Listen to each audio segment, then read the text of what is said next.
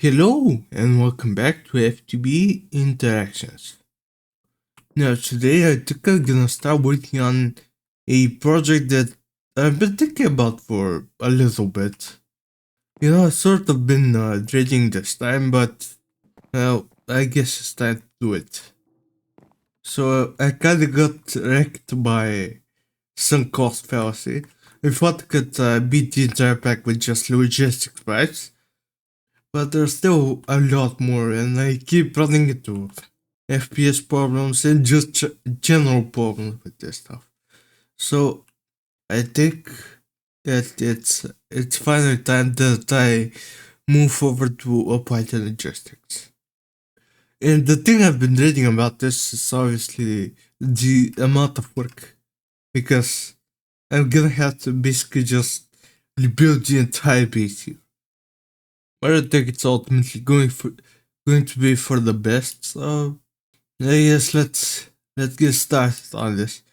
So the first thing I had to work towards is making an ME controller, and I had to make all these books.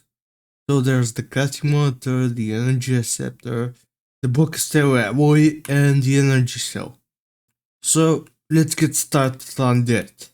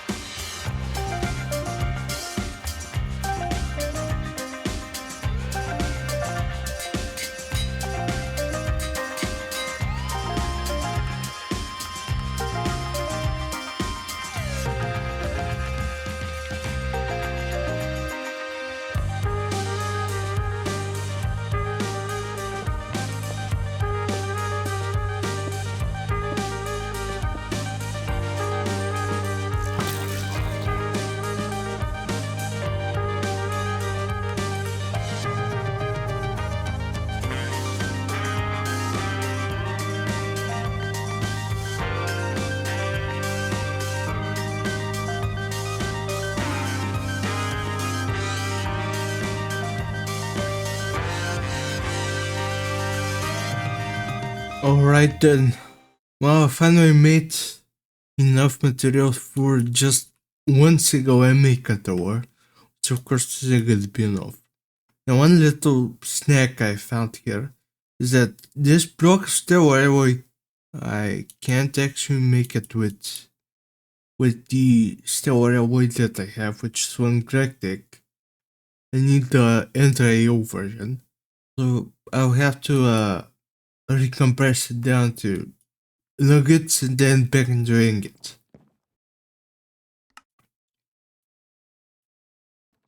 Alright, let's throw it in the compressor. Also, just one more thing, because I'm gonna have to physically build this thing, and I'm gonna have to do it quite a number of times. I went and made the copy paste gadget. It basically allows me to copy any build, so I can use this. That actually reminded me that I never showed this off, but using the Flux controller, I can set up wireless charging. I guess full power armor bubbles and apply. And now I should charge up my copy paste gadget. And it means I can free up a single inventory space. I think do I actually need the corrective version? Well, it's not because I can't convert into it. Well, let's hope anyways. And yeah, I can see the recipe here. Needs a mining creature. By the way, this actually works with durability damage things. So I found a pickaxe with one durability in my system, and it works. So that was nice. Anyways, let's head over to the miniaturization field over here. I set it up so if you give one of these a redstone signal, then the whole thing shuts off. So there isn't any more rendering load than there already is. So this is a 5x5, so I'm gonna have to build it as a 3x3 here. So first things first, it's gonna be sky stone in the corners, and just the AE2 version. And I believe in the middle part here it says A2 cable and or bus. I think any cable works for these. I think I'm just gonna use glass cables, because they're probably the cheapest thing. Then skystone in the top corners as well. I believe I also need... Oh, no, I don't. Okay. I need to connect them up in the middle here. So, like this. Is that the case on the bottom as well? Yeah. Okay. But that should be 12. So next up we're getting some energy cells here. These aren't too bad, they craft 6 at a time. So on top of them is gonna be the energy acceptors. And the middle is gonna be a stellar alloy block. And then I think that just leaves the crafting motors. So let's put them over here. And hopefully that's the right orientation. So I think now I can grab the copy paste gadget and put it on paste mode. Now I think I have to right click one of the corners and sneak right click the other one. I guess it's not gonna copy all the tab entities. Well, that's kind of a disappointment. So what's it's gonna paste Skystone in the celery book. Yep. Alright, so I guess I will have to actually build the stuff by hand then. And now the final part is the catalyst, which is the engineering processor. Alright, there's the engineering processor. So I believe all I have to do is throw this in here. Oh, so I did something wrong then? I think I built correctly. Hmm. Maybe the stairway weight box is causing a problem. How can I make this back into ingots? Right, so I guess I'll put it in this system, see how that works. Let's see. Alright, that makes it really so that way. So I guess I could use the compressor for that day. So let's give it a go again. There we go.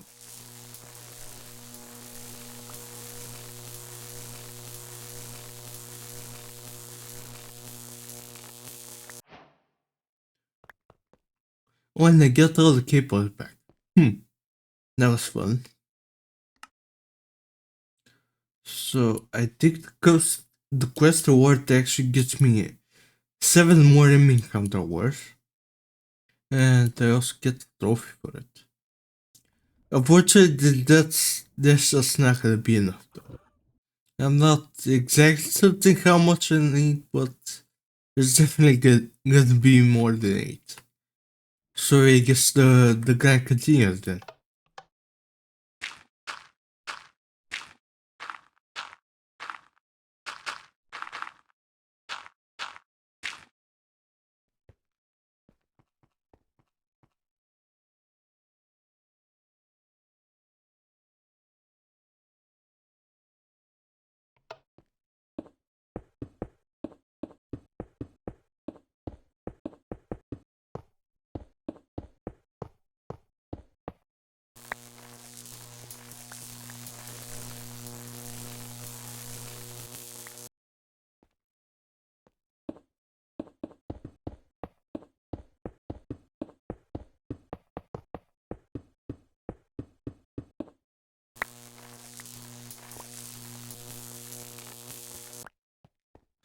Okay, so I think I can get away with 10 indicators for now, and I can just make the rest later.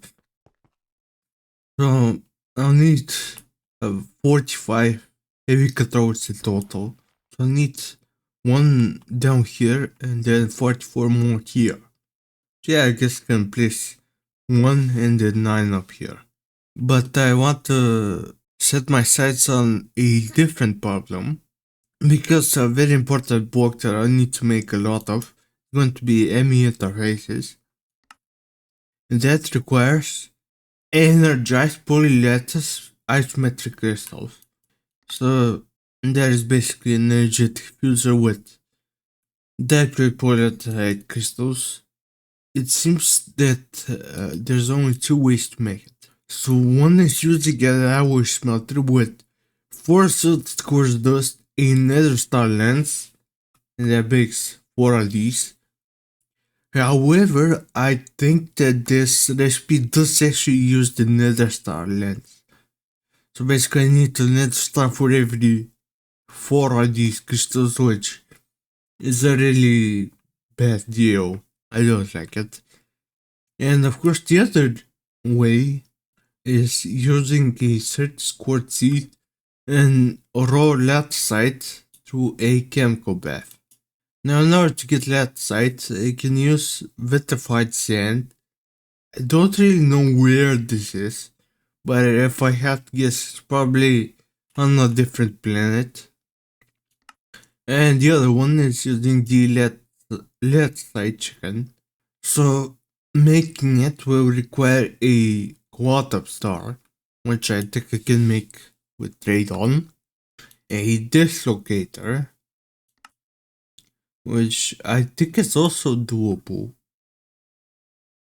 Yeah, life as a stardust. Yeah, seems doable. Some forks, infinity reagent, and some isometric crystals. Now, I believe I do actually have some of these from a quest reward, from the Stellar quest. If I claim them or are they sitting in my system? Okay, they're in my system. So Let's get them. But if I actually have to run up through the energetic infuser first. So I actually did make it a while ago, but it was the first time that I actually get to use it. I'll just place it right down here. And then place my crystals inside. Okay, we'll probably need some upgrades. But it's just making do should be easy enough. Alright. So a couple of episodes ago, I did actually make this shield chamber a bit bigger. So hopefully, along with the solar damage filter here, the weather shouldn't be able to skip. Hopefully.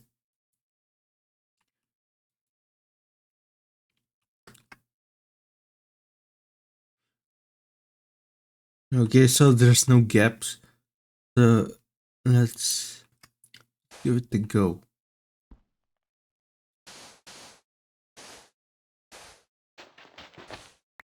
And I hope everything should go okay.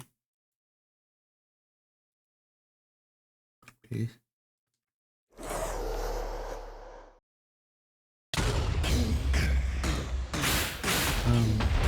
Okay.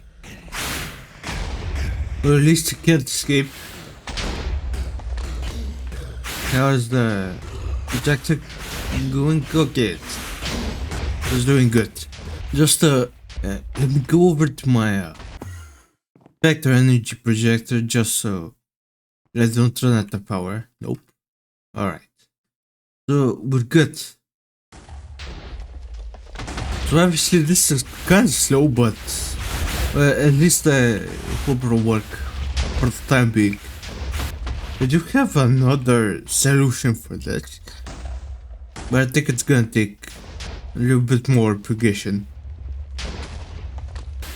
Alright, it should be done in a second now. There we go. And there's another star. Free of charge.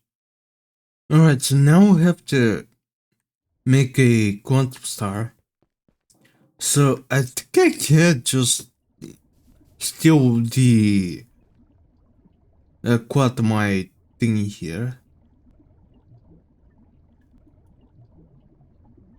So let's grab stack from here. And hopefully it works eventually.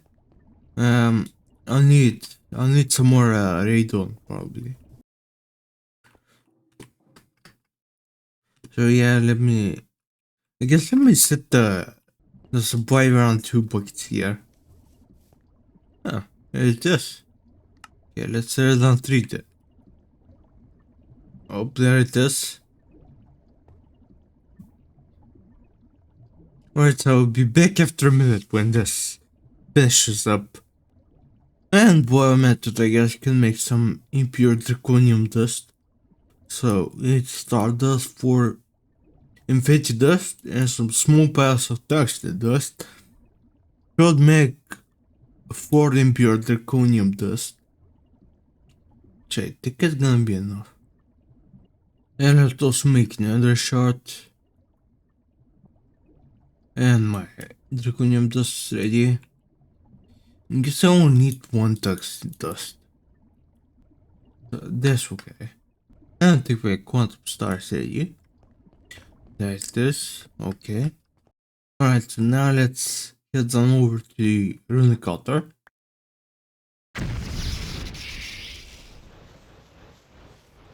And any second now it should be ready. There we go, let's drop a living croc. And there we go, that's the first dislocator. Now I'll probably need to make at least a couple more of these. We'll see. But anyways, now I think I have everything for the Latticite Chicken. So I guess I'll go gather up the rest of the essentials and well, the reagents and stuff, and then I'll meet you back at the fusion pedestal. Alright, everything is ready. So now it's time for some more infusion crafting. Let's see, the crystals goes here. Nitrocator there. Water star over there. Alright, let's go.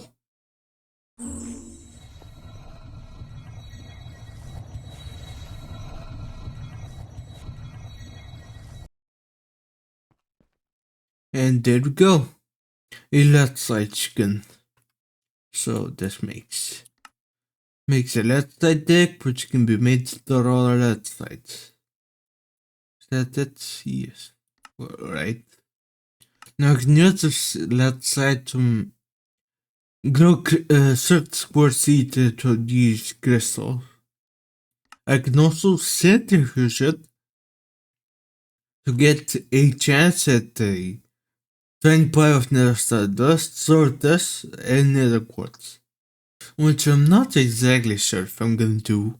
I think that chance output for this is really low. Even if I overclock it a bunch. If I make an EV tier assembler, EV tier centrifuge, probably still gonna be less than 1%. I think. Well, it's probably just gonna be 1%. Anyways, I have a pretty good wood farming setup as it is. So, no real reason to use that. And it seems my antimatter setup here is working perfectly. So I'm happy about that. So I'll probably just bring this guy up again. And I'll set it up somewhere. I'll see where exactly. Honestly, the worst part about only having one of these chickens is having to breed with the smart chicken and getting more smart chickens back. Like, come on, dude, just give me another Latticite chicken. Alright, so that took a little bit more time than it needed to. But now I have 17 Latticite chickens. I guess I can keep one in this chest. And these are 10, 10, 9, right? Yeah. Okay, so they're going straight into the KC box. Or a stack of chickens. Here's what they can do. And I'll probably just set it up right over here. I think I have some master gears over here, right? So I'm gonna set up a fluid extractor and the chemical bath. And to be honest, I probably can and will do this kind of system with some of my other things. Because I do have a lot of back and forth going through into a LV machine and going to an A2 machine. So I'll probably have to consolidate that to save on some channels. So I think this recipe is pretty fast, so it's actually contingent on the chicken rather than the machine itself. So I'm just gonna auto export this directly into the chemical bath here. And then I'll put a square and a provider here. Let's run some pipes over here.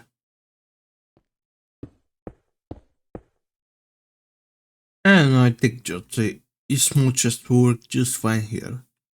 So I'm gonna have some certain quartz seeds to start here. So I guess let's keep like 8. Alright, I think this worked out just fine. Alright, I have to set the output. Okay, so I'm gonna have like 4 stacks of these guys in the stock at any time, so it's gonna be fine. Okay, so I'm almost done making all the various preparations and stuff to migrate over to AE. And of course the final thing is going to be autocrafting.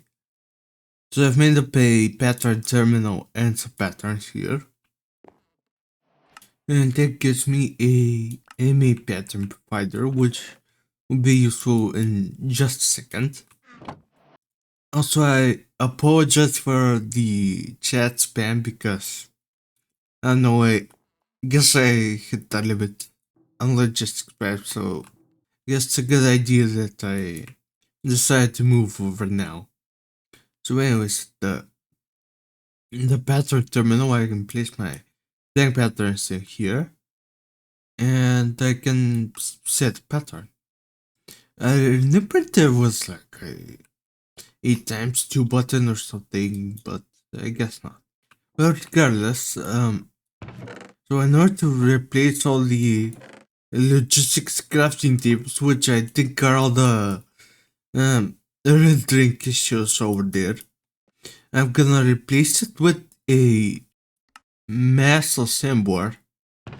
So this is like a multi-block crafting setup for AE that actually only uses one channel, so at least that's pretty nice. So for right now, I'm just gonna build it right up top here. My plan is to make a 5x5 5x5 multi-block thing. So there's hopefully a lot of internal space. So the controller block needs to be connected to my ME system, and then the walls have to be vents like this. Then the frame has to be obviously the frames.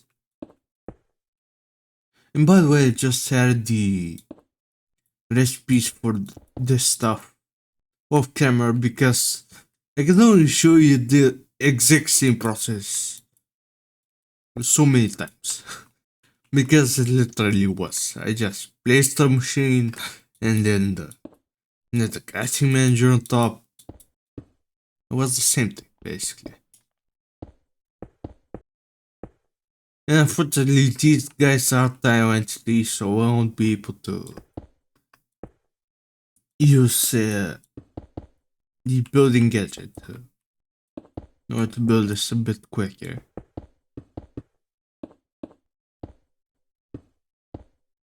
And now in here, I'll place two MA crafting compressors and two of these MA pattern providers. And if my testing is correct, each one of these should give me 36 watts for patterns. So two of these for the very least for now should work just fine. So now I just have to click the controller. Why is it saying that? Maybe this has to be separate. My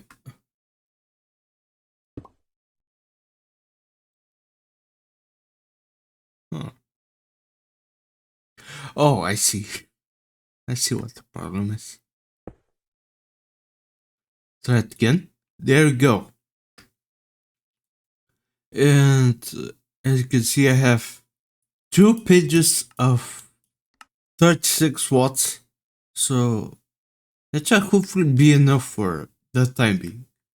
I know it's gonna be enough to replace all those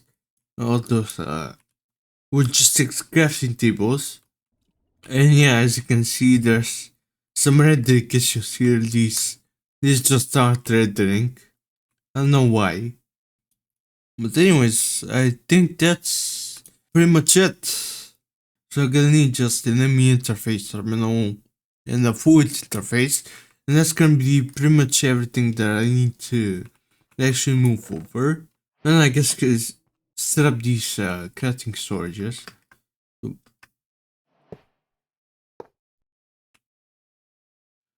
theoretically, so let's see, 1, 2, 3, 4, 5, 6. So I can add the interface terminal and I guess one more processor.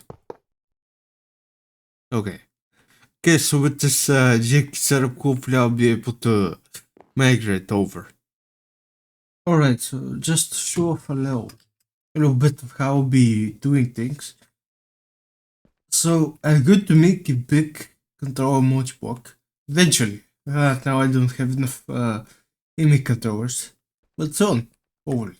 And I'll be using a P2P system with a subnet at the bottom here. So I'm gonna place the naming controller here, and all the rest will go on the modpack now. So for right now, let's say I add a couple more here. So like this. There's gonna run some dense cables up here. Okay, just like this. And in it for the time being, I guess I'll place quad fiber here. Now, quad fiber is basically only bits power and not channels. So in theory, this should work if I just place a smart cable here. And now this control has set up. Alright, so now it's time to place some P2P tunnels. Now you can place them directly on the controller or use a dead smart cable first. And there's pros to both strategies. I usually use the dense cable one, so it's the first time I'll actually be using this strategy. I hope it doesn't bite me. Oh, yeah, that's a problem. Alright, let's see. Guess I should make some cable anchors. Alright, so I'll go grab a bit of these. And then I need great tools for this stuff. Come on, man, can't you be at least a little bit nice, I guess. A short squirt cutting knife and some ingots of any kind, I believe, should make me cable anchors. And 30 is probably gonna be enough for now. So I can place it here, and basically that means that cables just won't connect. So if I connect these now, this should work just fine. And now basically I'm gonna route all my P2P connections through this control here in the bottom. And then when I finally get to my destination, I can connect them back up to this main controller. Alright, so now I'm gonna dig a tunnel with the extraction gadget.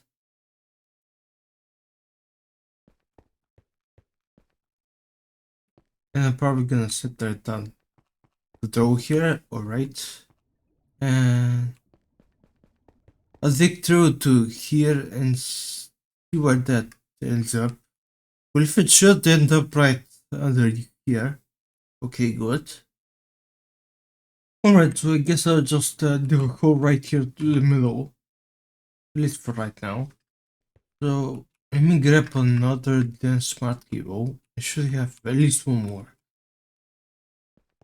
And then I'll place it right over here. And then right next to it, I'm going to put a normal smart cable. So that can do 32 channels and the smart ones can do 8. And then I'm gonna replace pretty much all this with just normal fluids cable. And basically I'm just gonna replace these as needed when I need more channels.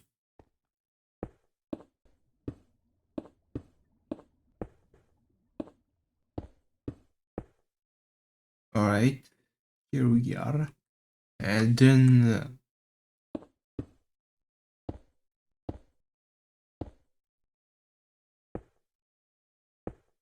and now once I'm here, I can PC P2P tunnel.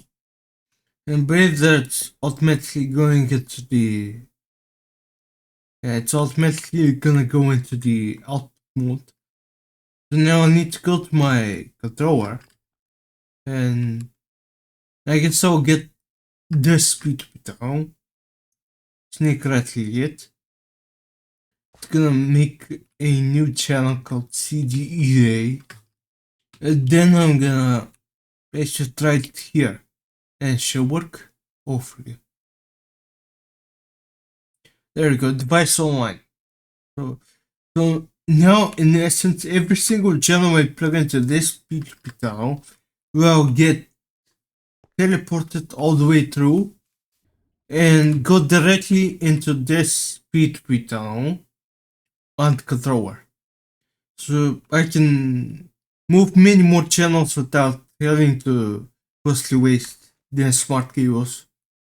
Because I can move 32 channels through that, even though I'm only using small cables. So it's a very easy way to be efficient on channel usage. Alright, so for interfaces, because okay, I guess I'll have to pitch one up. Yeah, it's alright. So, with interfaces, because I can stock multiple items, and thus I don't actually have to use a single one for every single machine. I shouldn't need to use that many. Now I actually have a little list here of the stuff that I need for the LV pacifier. I need two interfaces. So I just place them one next to the other. And here I can put all my items that I need stuck. So for this it's gonna be salt. I think we need the mechanism version. Yep. Yes, the mechanism. Okay. So I think I can pull this in from GI. Yes. And I have to scroll these. So I don't really need to actually keep all that much inside here because ultimately that's gonna stay in the interface doing nothing. So I'll probably just keep like 8. Now interesting take out. Click this icon here. So I can hide on the interface terminal. Because I want to use the interface terminal to access all my autocrafting patterns stuff. And all this stuff is requires to automate machines, so passive automate machines actually. So I don't need to see it. Okay, so it's been a little bit of time. And now I believe that all the interfaces for the best flights over here are all done. So here's how I set them up. If you're interested. I've mostly used like 4 or 8 to get to the question. And some items like especially these inner stacks I just kept as a full stack. Because why not? So now I guess it's time to take a look at the actual autocrafting. I'm still debating what I should do here. Because there is this volumetric flask mod. With the fluid in the volumetric interface. And I actually tested this out at my test route and it seems to work pretty well. So I hope with the bigger system it works as well. Especially because this full gigantic like could probably be condensed down to just a couple of machines instead of having like 50 different machines. So what I think we're gonna do for the time being is maybe try to automate specifically these interfaces and patterns as well. And then after I've done that, I'll probably replace all these with just 6 pipe setups. Okay, so it's been a couple of hours, and right now I'm at the ore processing system, and I want to replace this wolf catchers. Even though it does look extremely cool, but I have to replace with enterprise logistics subnet. It's gonna be a bit too much channel wrangling for me. I've already ran cable down here, so how am I gonna do this? Let's run it up a bit. So maybe I'll make it come over here, I guess. Kind of doing this on the fly. I'll have to go under this pipe for now. I'm currently in the process of retrofitting everything. So is it retrofitting or is it something else? I don't know what it's called exactly. Basically, I'm hooking everything up to a Python logistics and keeping the connection with logistics pipe still. I believe the next step is to put a storage bus like this. Oh no, wait, I forgot the. Oh, I forgot to get the P2P. Okay, so the assembler that does the P2Ps is kinda busy right now. So I guess I'll try to build it without the P2P side now. So I'm gonna need an interface. And basically the outputs that are going in this chest should go into this interface. Then I have a separate ME drive. So I guess I'll just dump it right there. And then put a cable there and a terminal. So now I can make a 16K store cell and pop it in here. Probably not gonna be enough, but I am making 10 of these. It's just that the December isn't exactly the best thing in the world. So, unfortunately, I think I'm actually kinda stuck right now, waiting for the beat to be down, because I do actually need channels from my main control over here. So in the meantime, I guess I can show you how much progress I've had. So, because I had to connect this up to E and keep it connected to logistics pipes, it's up kind of a mess. But I think hopefully once I get everything connected up to a Python logistics, then I'll be able to remove all the logistics pipes stuff and fix some of these. Because especially with the caches here, you basically can't see how much stuff is inside. So yeah, I still haven't done the autocrafting steps, but I've finished up the lower parts, except this one, I guess. Well, anyway, this should be fairly simple since it's only a couple of channels. But yeah, basically, you have an interface that is requesting all the different items that I need here, and the fluid interface for the fluids. And then I'll use some inter-EU conduits with filters to put them in the machines. So yeah, I think right now it looks pretty janky, but once I remove these logistics rates on top, it'll probably look a lot cleaner. I think this one turned out the best. There's no jankiness. Oh, there is a little right here, but we don't ignore it, okay? So yeah, pretty much the final part of the base that is connected to a Python 6 currently. Well, other than a couple of different things like this, and like the the mana here in the liquid antimatter, but that will be quite simple to do. But pretty much everything else is connected to AE. Okay, so my P2Ps have arrived. Now I can count down the controller and add them up. So I guess I can add this one over here.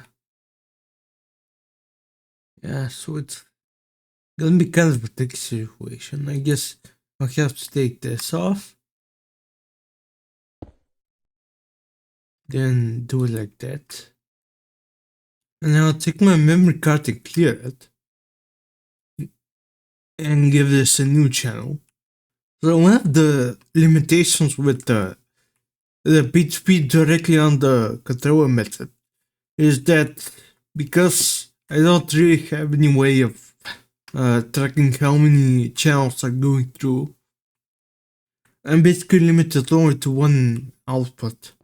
Because at least I can treat on an output basis. Like for example, this is the output for the OV passive line, as I've called it. And here I can see that I've used 26 of 32 channels. So if there are more outputs, then it will be basically impossible to track this. That's like one of the upsides of using a dense cable in between. But I think this method is actually a bit more fitting for mod packs like this, because obviously there are some easier mod packs like kitchen sinks that you can use the dense cable method with no problem. Won't cause any issues. Alright, so let's see. I guess gonna deep it over here. Connect it up with the memory card. There we go, it's linked up. So now in theory I should be able to place a storage bus on this interface here, and then connect it up with some cables like this. Now, do I actually have a cord fiber somewhere here? I do. Alright. I have. If I place quartz fiber here, then I think I'll have to use a cable anchor as well.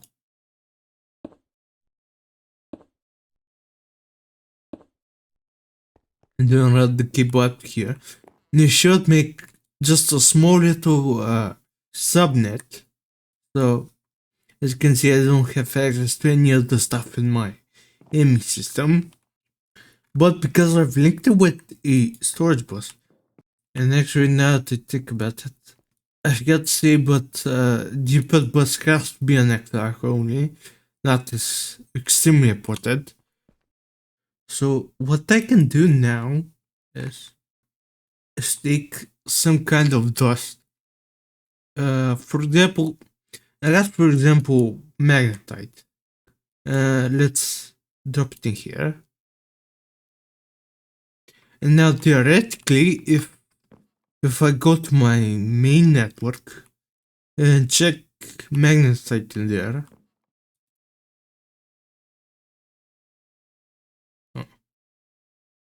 this should have worked. So what happened here?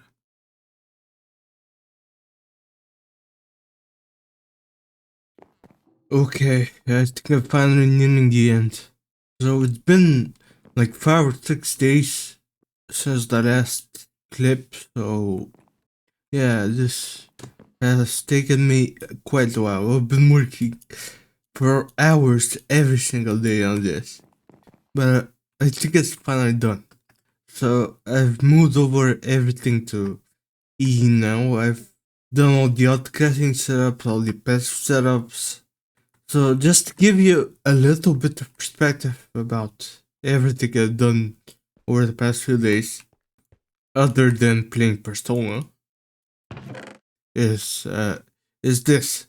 So basically, See, every single one of these crafting modules, so 3.5 stacks, that's a pattern. Every single one of these, which is these crafting tables, that's another pattern.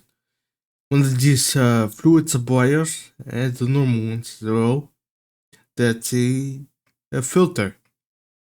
So just a quick little update on the subnet saga. So apparently subnets are just broken in this version of AE2 unofficial extended life. So I'm just inputting it straight into my main system. And I may regret that in the future, but well, for right now, hopefully it's gonna be fine.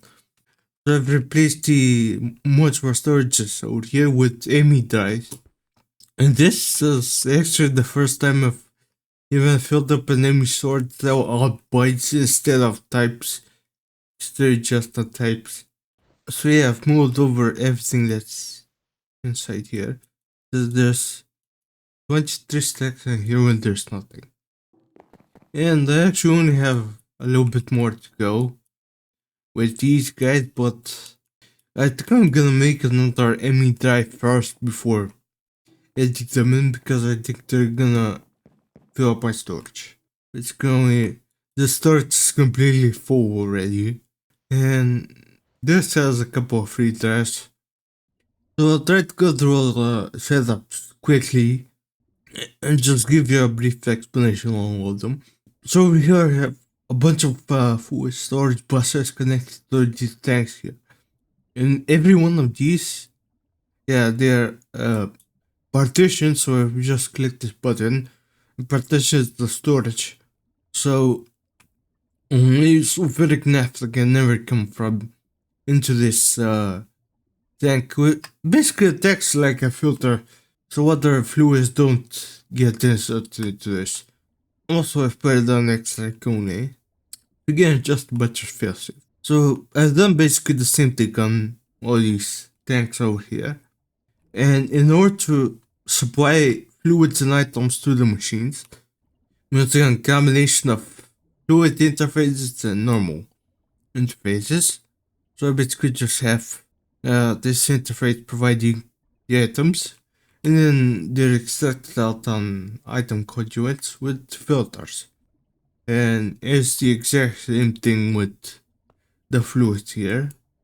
I have some, liquid starlight, oil, oxygen, all these things. And now, unfortunately, because there's no limited fluid filter, all of these machines are gonna be filled up to 64 buckets. Unfortunately, that's how massive their buffers are. Anyway, since everything still works fine, then there's really no problem. So we're here moving to the LV line.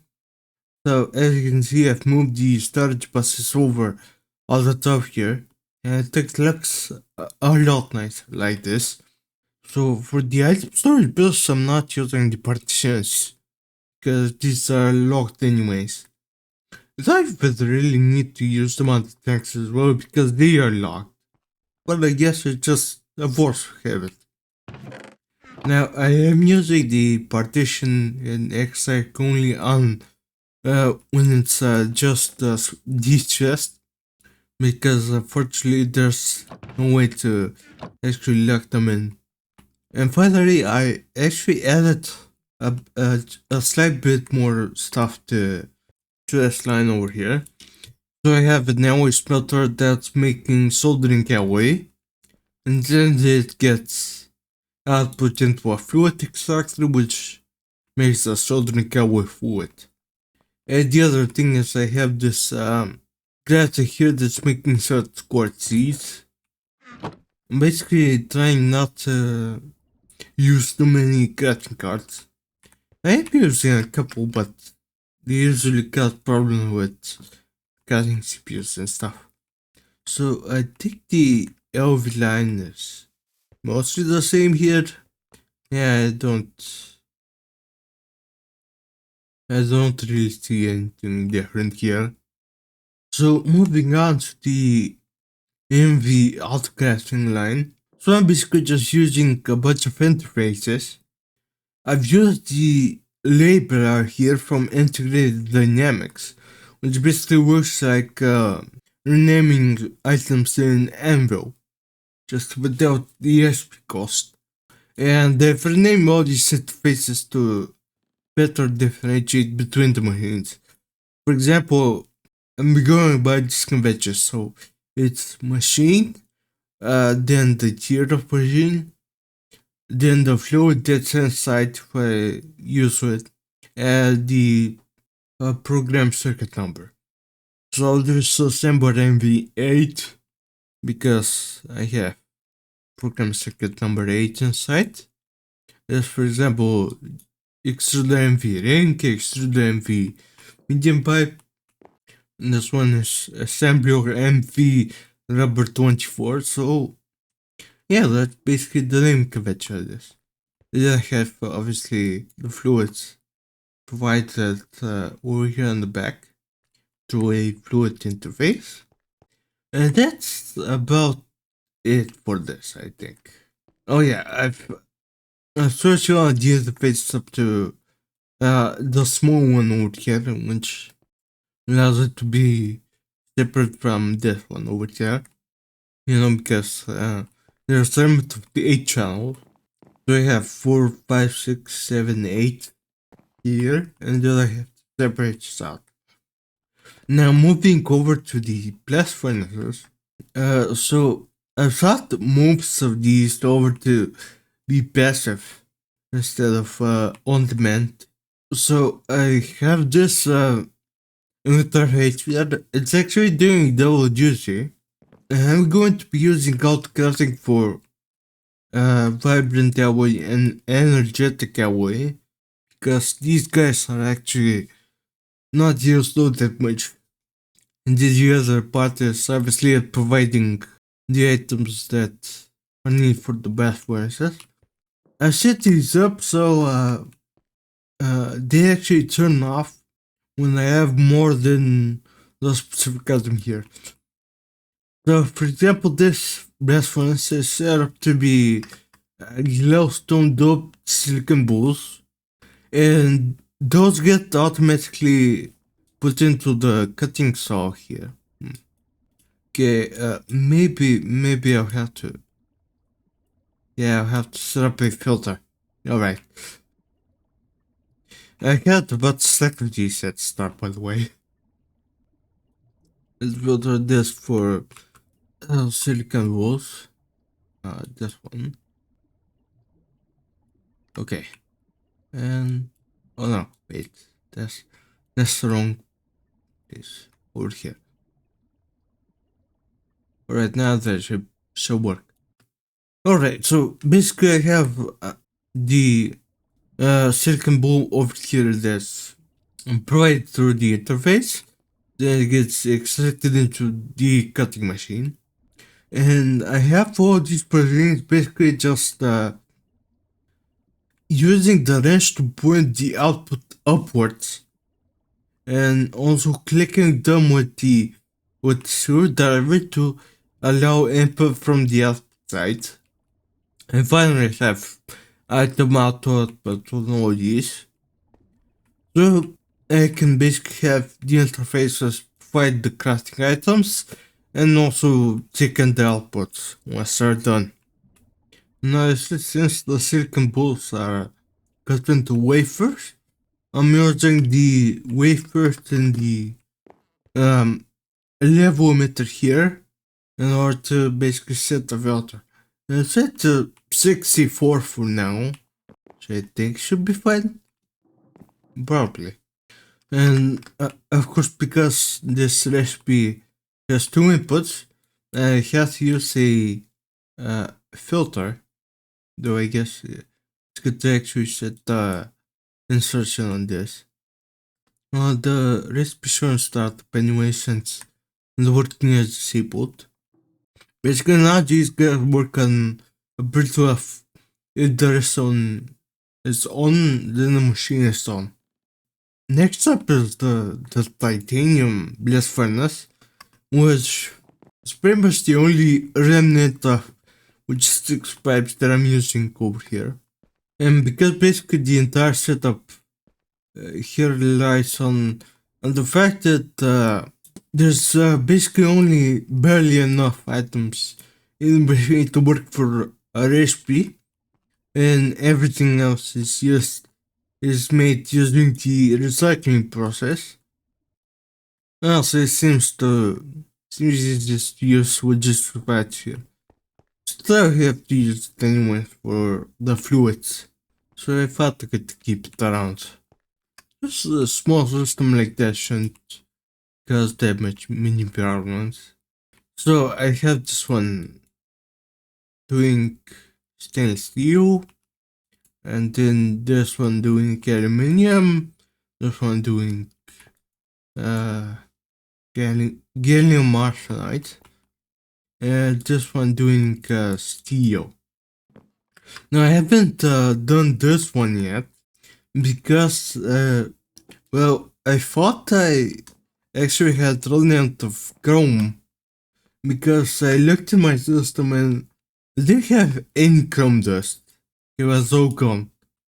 So actually I do have like 400, but that is because I believe it was the crafting buffer that was like over this place here, I think. And I basically broke that and had like 3 stacks of chrome dust inside. Yeah, logistics pipes is fairly buggy. So yeah, I think I'll have to add a new interface here because Nichrome has 2 inputs and that will fill all the slots of the interface, which means I won't be able to output them. So I guess I can use the final slot for TipTheScales. Now it's the HV passive line.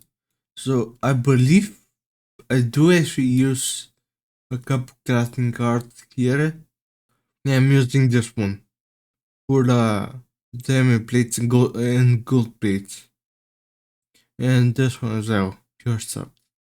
So I think I'm actually just gonna output these directly into my system. I don't know when though, so I'll do that a bit later.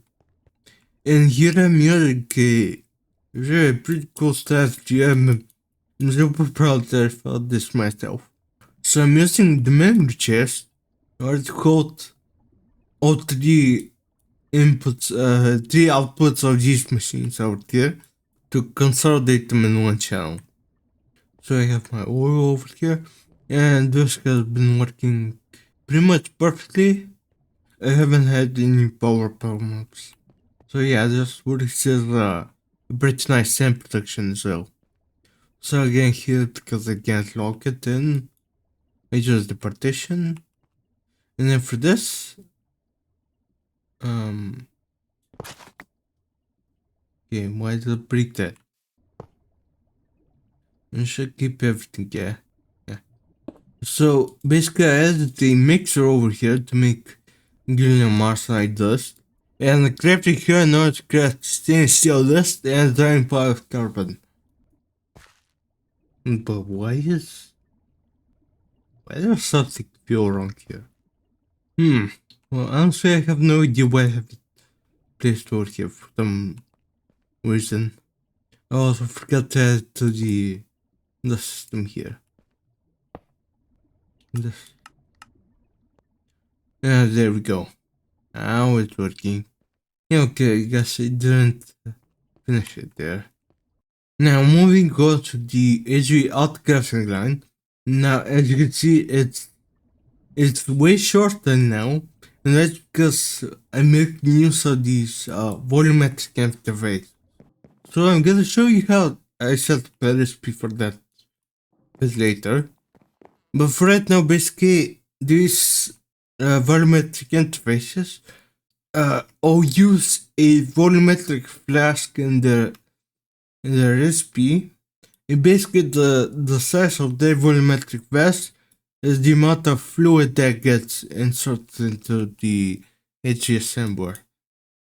So for example, here's 1,000 millibuckets of glass, so every time I request a quartz fiber craft, I get 1000 millipixel of glass here.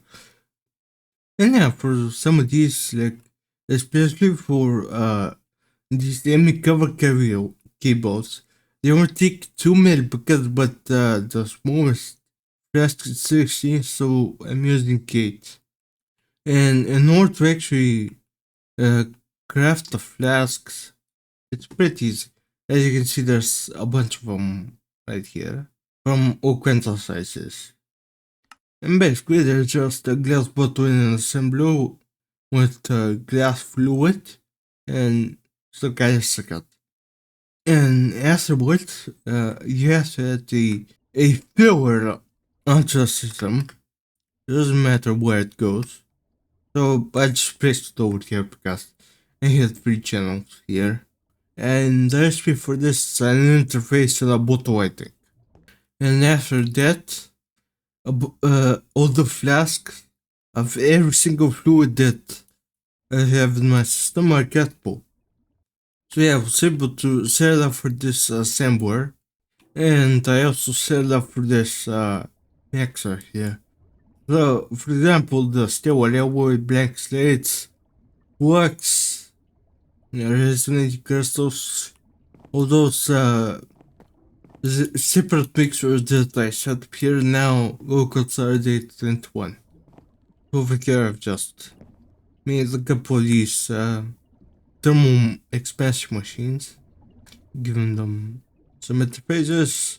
I'm using volumetric to get this one rest on for flux crystals.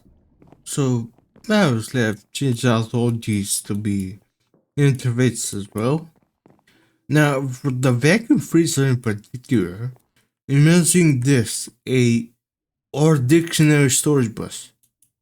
So basically it's just giving it thing get hot, then a star or a wildcard. And I've placed the priority to be 10,000. So any hot thing that enters my system, it's gonna get put straight to here. And then obviously it extracted out on my conduit here. So on the EP best flank here, I've actually set up kind of a janky setup a bit. So basically because qubit CPU wafers require gallium arsenide, and I can't exactly filter the amount, and I don't really need 64 bits of gallium arsenide here. Gonna waste a lot of resources and doesn't exactly have infinite arsenic and gallium. So I decided to set up a integrated dynamic system over here. So it's basically the same thing as the one in the blood daughter. So I have a fluid treater that reads the amount of gallium arsenide that's inside here. Then I have a redstone writer that basically says if it's less than or equal to 576, then output there is to signal and extract because it's active with signal. So in this way I can basically limit the amount of fluid inside, but obviously this is a bit bulky, so I'm not gonna use it in most places. Alright, so over here I basically just have a assembler with soldering away. Actually I haven't had a fluid interface yet.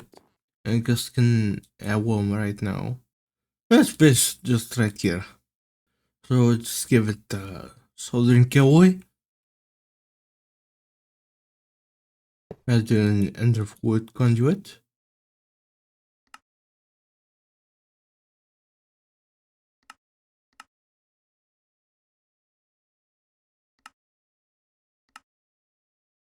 And there we go. And now as you can see it's filling up. And I basically have all my skilled recipes here. So now I guess you can encode this volumetric flask recipe just to show you how it's done. It's an enter resonator. So let's add in here. And now I need to search up Resident Tender, and I usually just add like 1,000 to search the one that I need. Now, obviously, it's very important to actually have exact amounts. So this 1,000. So click next, and now I hovered over the actual result here, where it says volumetric flash resonator, and then I click A to add into my to-do list, and now I can drag it into the recipe like this, and encode the pattern, and there you go. Now using the interface terminal, I can actually search up the one that I need the volumetric. Oh, I guess it doesn't show up in the interface terminal. Interesting. Okay. Well, okay. I guess for this one I can just put it manually. And obviously there's some of these interfaces with a lot of patterns. So I'm using these pattern expansion cards. So basically just invest cards in interface. Just it's another row of patterns over here. The movie over here, as you can see, I move over the storage bursts and everything. It's back and now it looks way better in my opinion. And also I think I changed out, yeah, before I just got subwire. Now I have a compressor here that's doing just the workbox, just so my assembly kit isn't costly clogged up. Alright, well, I think that's gonna leave it here for this episode. Now, I wanted to do a couple more things, but I don't think there's much time left. That because this video is gonna get super long. I've actually edited pretty much everything before this recording, and it's already like 40 minutes. Now, actually, 30 minutes. So I'll see, hopefully, this doesn't end up being an hour and a half. But, anyways, I want to thank you so much for watching.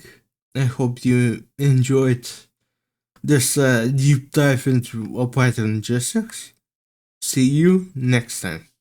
Bye.